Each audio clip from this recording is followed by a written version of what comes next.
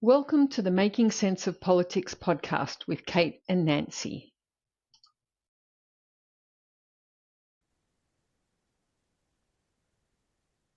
Well, hello and welcome to Making Sense of Politics. I'm Kate Carruthers and I'm Nancy Georges. Hello. this is our first episode, and Nancy and I have been thinking about doing something like this for the longest time. And first of all, we wanted to just explain why we're doing this and what it really is. So why don't you tell them about the podcast, Nancy? Politics has been something that we've all been told to accept and not really, think about it too much. And in the last few years, I have become very aware that I didn't pay attention to what governments and politicians were doing. And I actually am not happy with how a lot of things happen in Australia. So I needed to become more involved and more aware and more informed myself. But I'm not anywhere near as informed as people like Kate. So going on to where I went when I joined Blue Sky at the end of last year, which I love Blue Sky. God love you. Thank God for them. I realized that there's still a lot of information and really great conversation over there that isn't being had in real, sorry about that, that isn't being had in real life or isn't being had in online in other places, i.e. my Facebook family and friends group. So I had a chat to Kate. This is where we ended up. So I feel like it's something that should be happening across tabletops all across Australia. And I realized too that probably I've applied a lot of critical thinking to my personal life and my professional life, but never really applied critical thinking to what others were doing with our tax money and community building. So I'm so happy to be doing this. I'm doing triple flips doing this with Kate. And just so I can acknowledge, we have known each other 15 years, Is and it I that have long? admired God. you. You were one of my first people that when I met you, I was like, oh my God, I met Kate Carruthers from Twitter.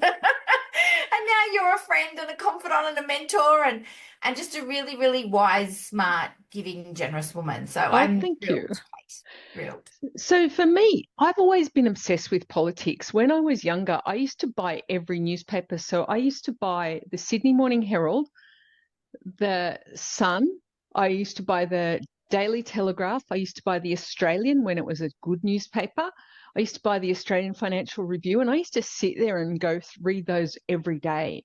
Like I Oh, was completely obsessed. And then I would used to get like the Financial Times and New York Times and stuff. So I've always been kind of obsessed. So I'm not a normal person with politics, but for me, my journey's been that I kind of started out sort of on the centre right and really observed that the parties that I'd always followed seemed to be moving further to the right while I seemed to stay in the centre right. And Nancy and I have been talking about this forever and just saying that increasingly it's hard to find good information. Like I just talked about the Australian, like the Australian is just a joke newspaper now. It's got no legitimate information in it. So, finding good and sound data sources and also finding reliable sources of information just seems to be a thing. So I think in that we were talking about this over the yeah. last couple of months, and we started to think about maybe doing a podcast for ordinary people like us who are thinking about building up their knowledge more than we have in the past. Oh, there's me hubby. And I think the other thing too, Kate, is like for me, I spend a lot of time verifying information and authenticating a source because I'm not as knowledgeable where, when you were buying the Australian, I was buying Tiger Beat. So I don't really have that background. But I think that's the biggest thing too so when we started talking about this, we've got we'll share a little bit about Auspol HQ next podcast, and we're going to populate lots of really great information so you can find lots of great sources, information, podcasts, news in one place that has been authenticated and is true and not with an agenda behind it. I think that, and for you, it's probably been more gradual. For me, it was a massive shock to see how much of an agenda is behind what we are not shown or how things are told to us. That for me it was the biggest sort of upsetting thing where I was like, we need to counter that. Yeah, and I've been watching the media for a long time. And it was a really Mm. interesting, I think it was a couple of elections ago up in Queensland, and I realised that the Murdoch media, which is their main source of media up there, literally didn't matter because the populists were voting separately to what they were saying. And before, they had been for many years, they'd been such a big impact on who got elected. And suddenly they were saying headlines, don't vote for these people. And these people kept getting elected because the electorate were just not listening to them. So it's a really interesting progression to watch that. And I think what you're saying, like, so I always voted Liberal because my family voted Liberal and they were more aligned with how we were and what I thought the government was doing, how I thought schools were being funded, how hospitals were being funded. So I worked in the manufacturing industry in the 90s, the late 90s, and watched all of our machines go to China and governments do nothing about it and watched that whole industry disappear. And I was like, well, wait a minute, we need to have a plan here, people. So it's sort of like, you watch it and you sort of go, actually, I'm a centrist. And I'm not like I obviously don't vote LNP. I was going to say something else. Um, and I'm lucky enough to have an independent. So we live in an area where we have a really good independent, Allegra Spender, and they're all great. Like watching them actually, I suppose that's the other thing too, Kate, where you and I met through sort of digital, and we are very transparent in life and online and how we work and how we are. And then you watch politicians and they're not. And watching the independents, they share everything that they're doing. They share the wins, the losses, the struggles. They do far more engagement, which is sort of like what we do in real life as well. So for me, that I was much more aligned with that. But I also know that a lot of people don't have that and need to vote accordingly. But there's also too, there's so many mistruths and lies that are told about people. Kate, how are they allowed to lie in political Well, advertising? I don't get yeah, it. I don't get it. it's a choice. It's a choice. Hey, but um, my confession. So I've been a member of the Liberal Party twice, Okay, we and forgive you. most recently I resigned because I wasn't going to support Dutton's stupid nuclear policy, which I considered to be just a delaying tactic in favour of fossil fuels, which I think is utterly fatal to our nation and to all sensible nation building activities. So I stepped away from it then, and and realistically, if you just look at Allegra Spender, back in the day, she would have been an ideal liberal candidate. The Her fact that dad she, was, right? I know, the fact that she wasn't given an opportunity to run and serve in that seat was ridiculous. And it just shows that there's been a shift in the Liberal Party. And this is stuff that I used to talk with Malcolm Fraser about late nights on Twitter DMs, about how the party was moving further and further right. And we were sort of staying where we'd always been, which was in the centre right. And largely the party was becoming unrecognisable to people like us. So that was a really interesting conversation to have with Malcolm. And, that was in the days when Twitter was still a thing. It's not really a thing anymore, sad to say. I still haven't deleted my account, but I don't go on it anymore.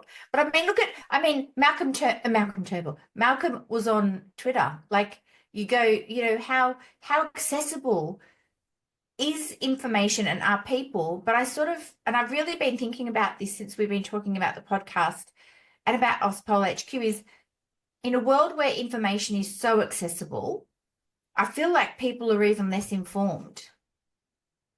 Well, You know? it's one of the challenges. So in the past, we used to sort of look at our media, and we would have our local news, which was, stories of dogs, lost dogs and stuff, and Yeah. the local school fete. And then we would have our town media, which is like the Sydney Morning Herald or the Melbourne Age. Mm. And then we'd have a national paper like the Australian. And largely there was a shared consensus as to what reality was. And that's been kind of breaking down for the last 20 years. And what we didn't realize when social media grew up was that people would actually turn to social media first for their information rather than those traditional news media. And that's the thing that the traditional news media have been struggling with for the last 20 years. So since 2000, the news media have been struggling with, declining audience, looking at and how to monetize, because they were monetized by the classifieds, which were their rivers of gold. And suddenly people were buying stuff online and didn't need to advertise in the classifieds. Yeah. So they really struggled because they were cross-subsidizing. So that was a real problem that, industry that's happened globally to all of those traditional news media. And then there's been the rise of things like Facebook, which suddenly are the go-to place.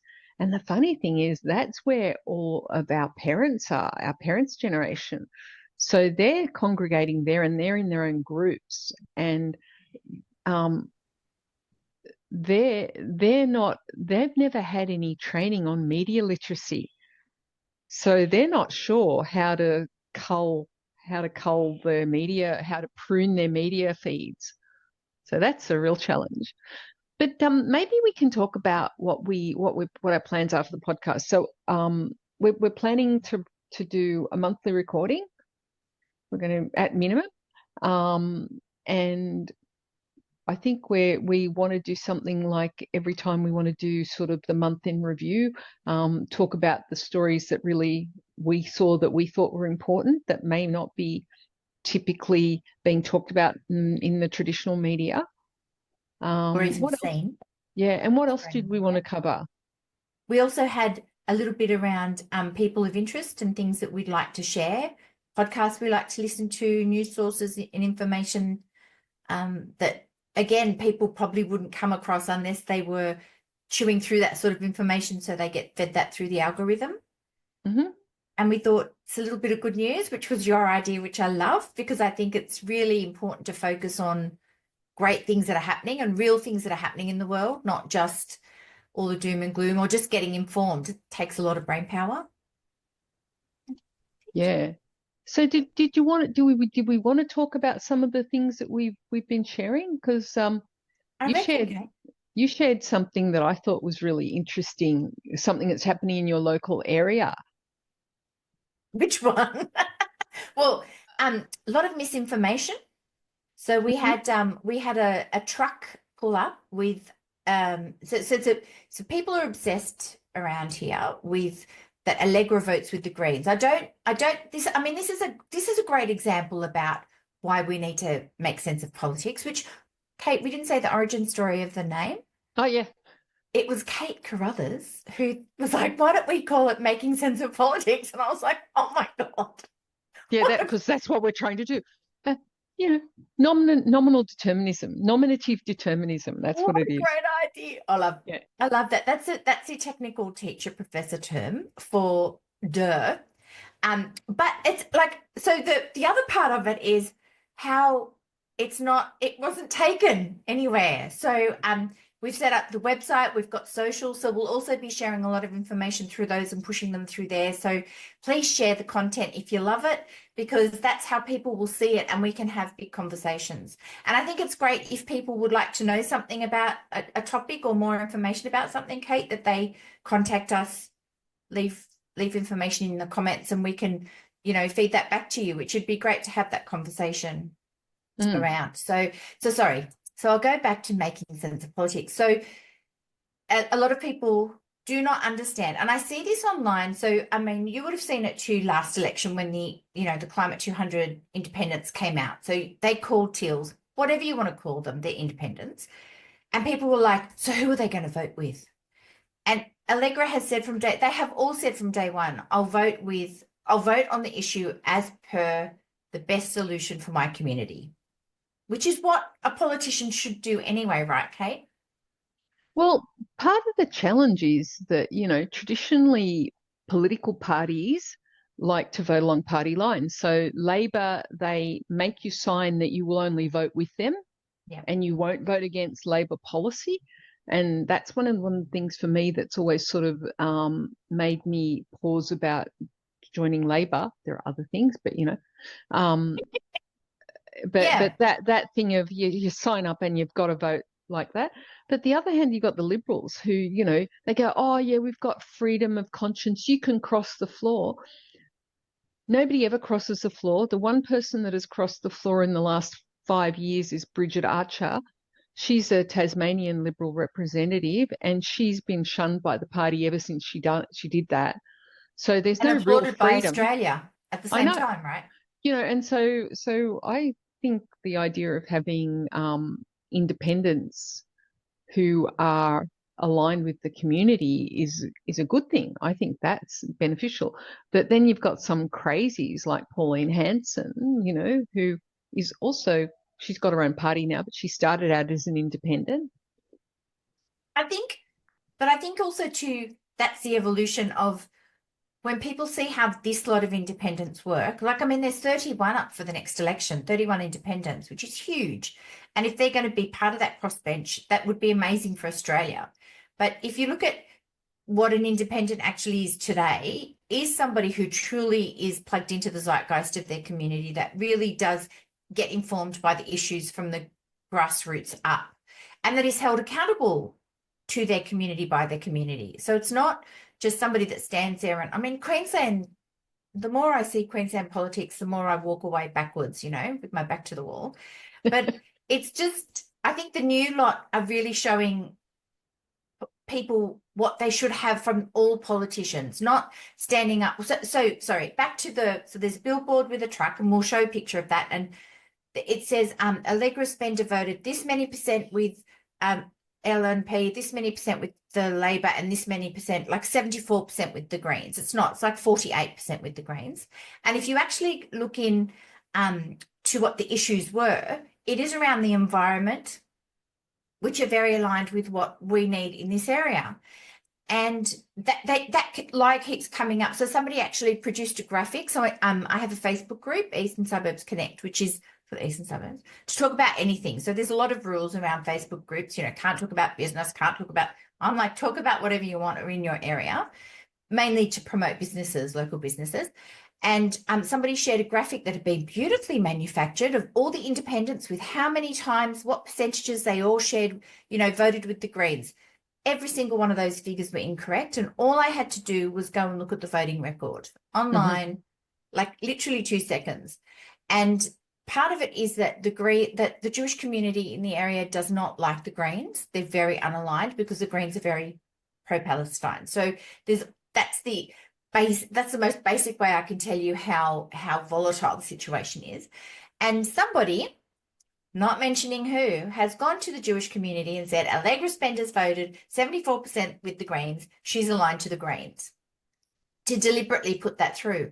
So when I went through and I had this conversation, so obviously somebody's told me this is what's been going through before I even saw the things online. And I went through and I screenshot some things and I shared the actual information and I shared the actual percentages and the actual reasons. And Allegra actually has a section on her website addressing that exact issues to clarify it for herself. And everybody I've shown that to has gone, oh my God, I didn't know that. It's not what I was told.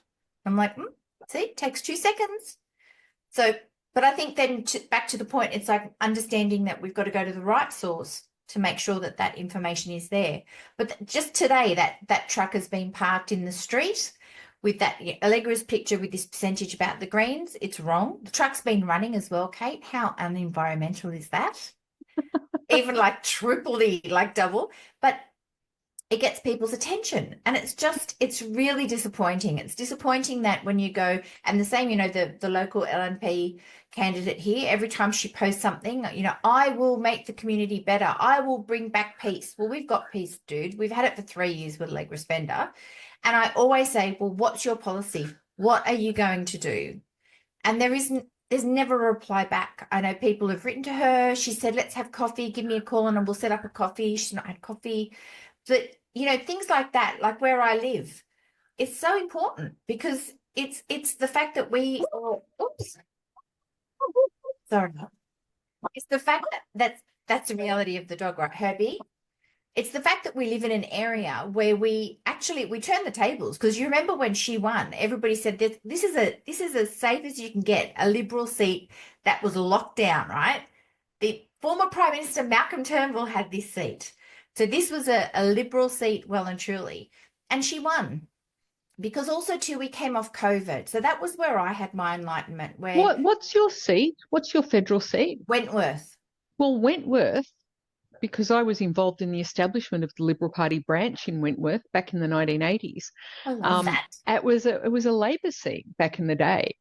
So, because it was working class, it was a whole lot of dock workers and stuff, and the eastern Shopkeepers, suburbs importers. had started to get gentrified. So we actually established the Wentworth branch, And it's tied down, right? Everybody, if you've never seen so many Teslas in your life at the moment, embarrassingly so. But anyway, that's another. Look, I'm sure they were all bought before Elon went crazy. Well, Kate, the new colours of red and blue were not colours that were available in Australia previously, and they've come in recently, so we know which people to tut at. But hey, you couldn't sell them overseas, bring them to Australia. But I think this is the thing for me where, like we're saying about when I sent you the picture, I went, oh my God, how is this happening? And that being when you say to somebody, so what are her policies? And they're like, well, Allegra's done nothing. And I'm like, well, Allegra has. And the same thing, like when you can actually show what somebody has done and go, it's not what they do either. It's the fact that they ask the questions. David Pocock is standing up in Parliament saying, how on earth are we still in a place where we're putting you guys have blocked the independents off funding. This is the thing that you would understand way more than I do. All I understand is that Labor and Liberal got together and that they did a deal to make sure that the independents weren't allowed to spend as much money on elections as they are.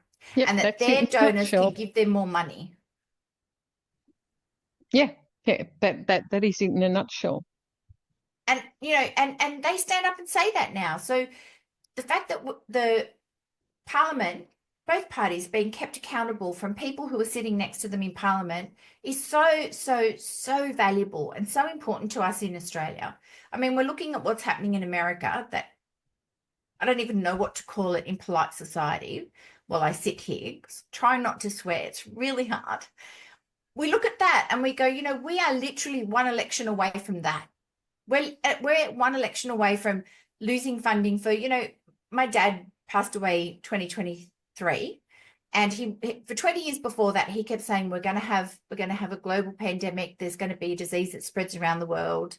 It's inevitable. So for 20 years, that didn't happen, and then it happened, and there was not enough money for this, and not enough money for hospitals, and not enough. Like, how? Where's the money gone? Like, how are we not? There's no the same thing again. Pulling out David Pocock. Wasn't he the one that wants to introduce a duty of care into politics? I love that. They have a duty of care. They're spending our money. They're making decisions that affect our lives and our country and our climate.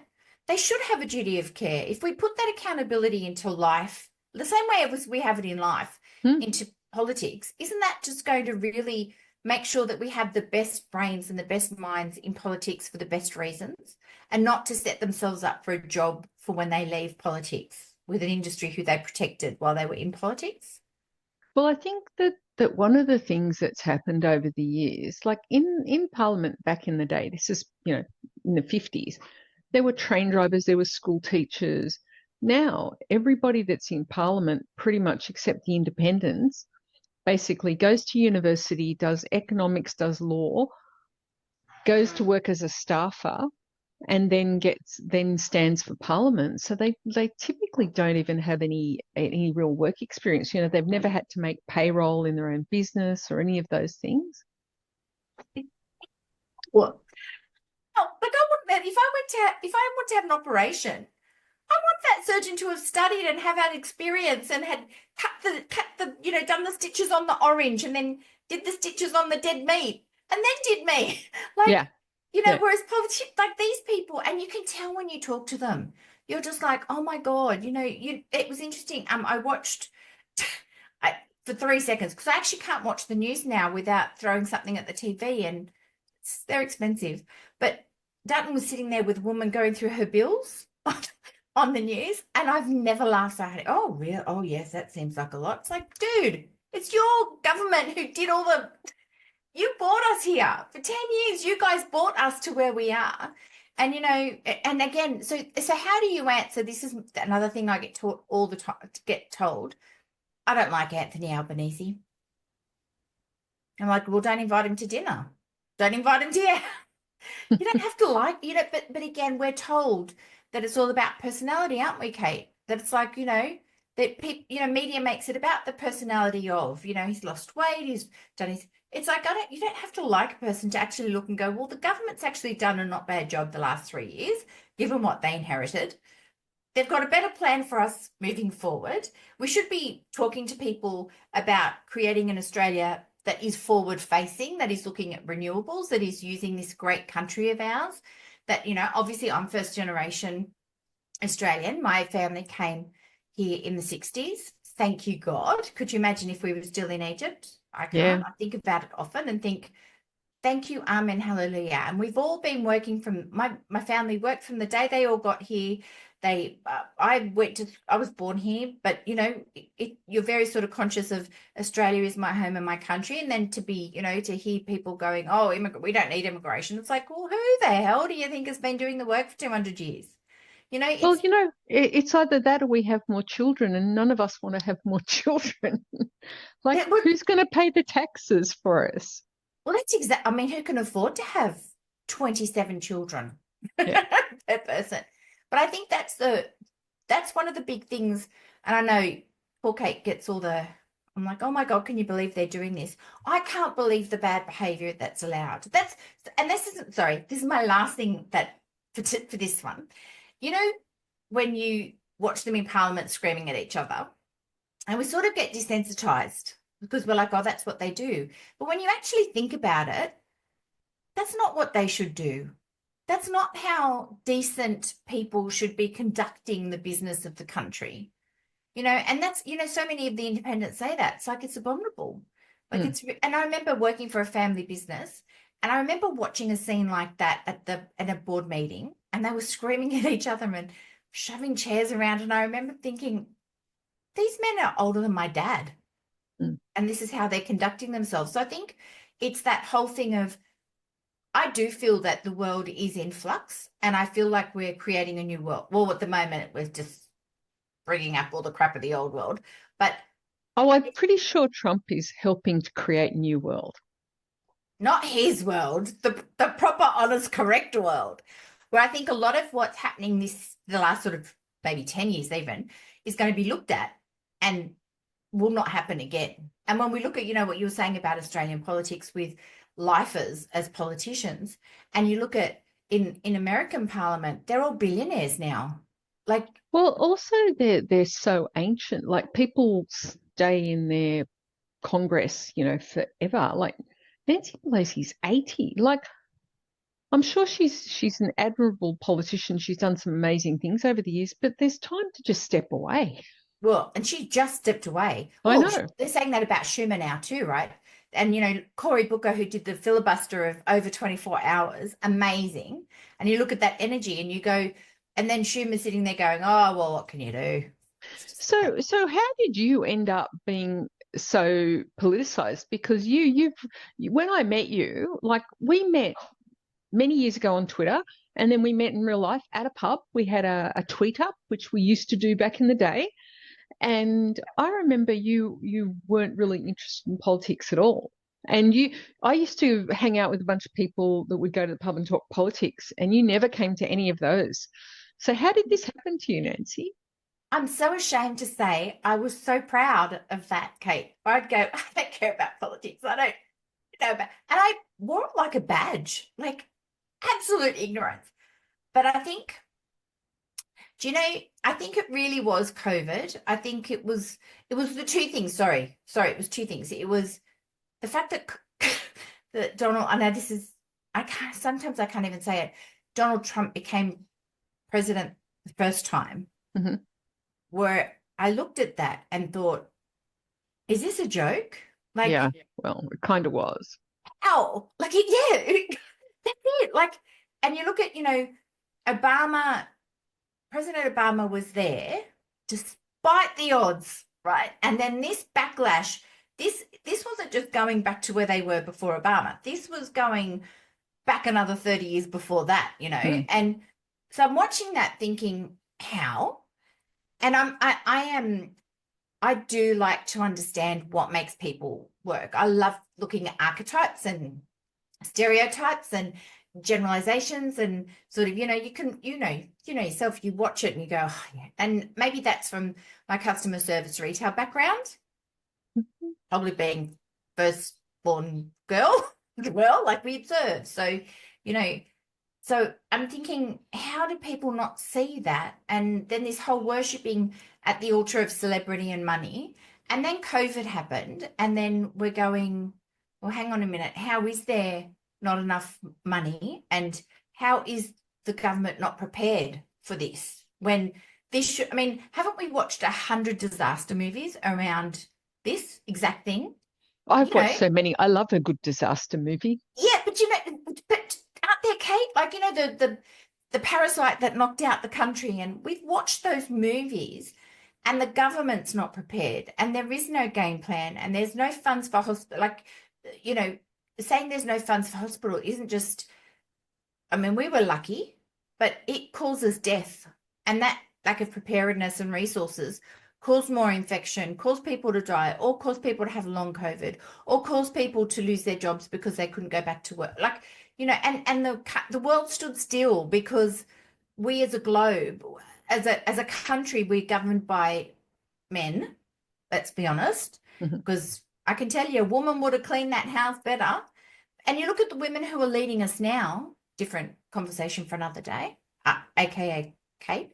But you look at that and you go, you all did this. You all did this. You didn't take care of the country. You didn't take care of the globe. You didn't take care of people.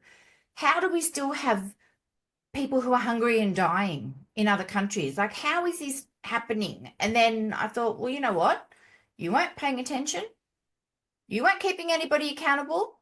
So that's on me. So now it's not going to be on me. Mm. It's interesting, because as someone who's always been politically engaged, so many people are like you were.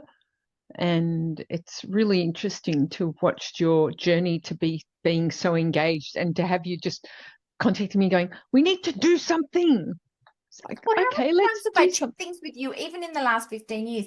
I tell you what also is really interesting is that in Blue Sky, there were so many people like us where maybe I didn't connect because when I was on Twitter, it was very much in my like through work stuff or people that we knew. But maybe then in Blue Sky, we have this really interesting, engaged community of people talking about politics in such a really normal way Mhm.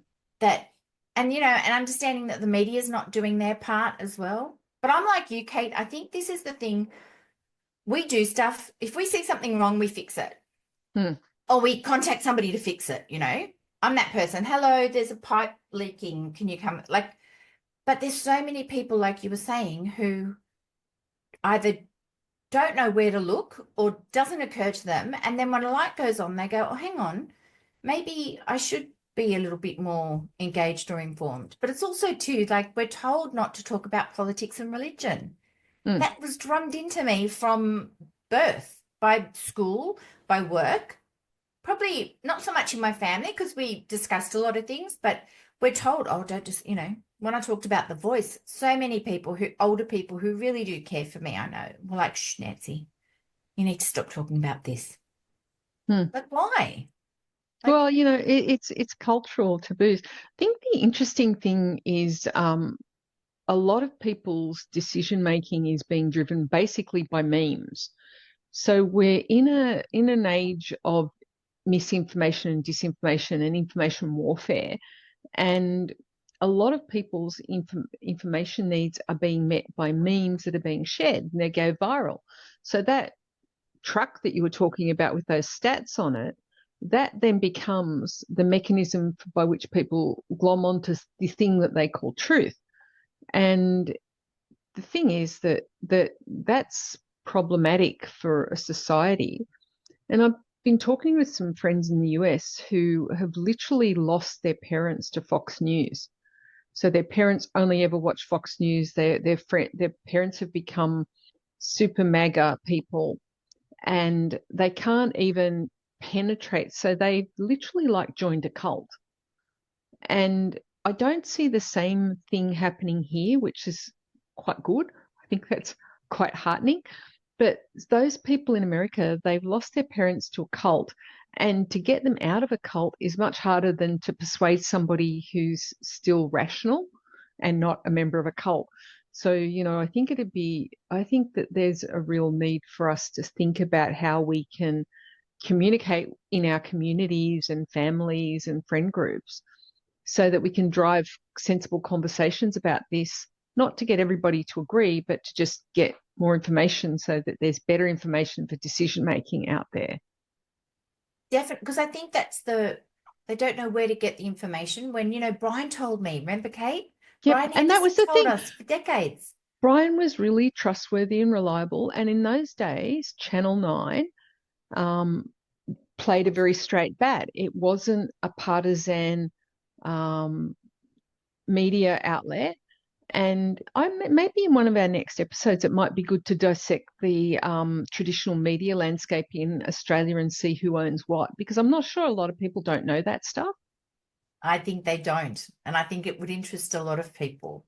And I Yeah. think look at the ABC. And I think looking, like you're saying, like looking at what they said then and what they're doing now. And the ABC is another one, you look at what's happened at the ABC and you think, again, how did this happen? And what I don't understand though is how Labor let it get worse in the last 3 years. Like that should have, the ABC is not the ABC that it once was. And it's not as trustworthy as Well, it once. I literally don't watch it anymore. I don't listen to it because I don't consider it to be a reliable source of news anymore. But I think So, for what you're saying too, it's if we, when I say, like I'll share a clip and I'll say to somebody, like I post on, did you know? Did you know that, or have you seen this on your news channel? Like I'll just share a piece of news that normally isn't from a newspaper. It could be through social or a link or a podcast or a blog post. And pe people DM me or tell me to my face, where did you get that? How did you get that if it's not on the news? So I know it's being seen because of the comments or when I put like media literacy, political media literacy 101. And if we can share information like that where people look at something then with that critical eye and that critical thinking, I think that's the aim of, like how many people have this conversation. If you, like I've always been, if I don't know, I ask. And I hmm, think that's actually how we probably connected because you were so techie and I probably asked you a question, I think, and you replied and I was like, oh my God, Kate Carruthers replied to me. Like it was just, and you guys don't even understand how, like, it was 2010. Everything, the world was pretty analog. These digital people, they were very clever. And they took us little marketing people under their wings. But because I've had that experience, like it would be great to be able to open that to so many other people mhm. who would really not, they don't even realize they're missing it. Yeah. So I need to go because I have an in real life meeting this evening that I need to head off to. But when we come back at our next episode, we'll be doing the things that we talked about. So it'll be a minimum of a monthly schedule. It'll include some good news, hopefully a recap of the interesting stuff that we've seen in the last month, and just a chat about stuff that we're seeing and stuff that we're thinking. So thank you for joining us. Thanks, Nancy. Always a pleasure to see you. Always a pleasure, Kate. Thanks, you guys. Welcome along the ride. We'll make sense of politics, eh?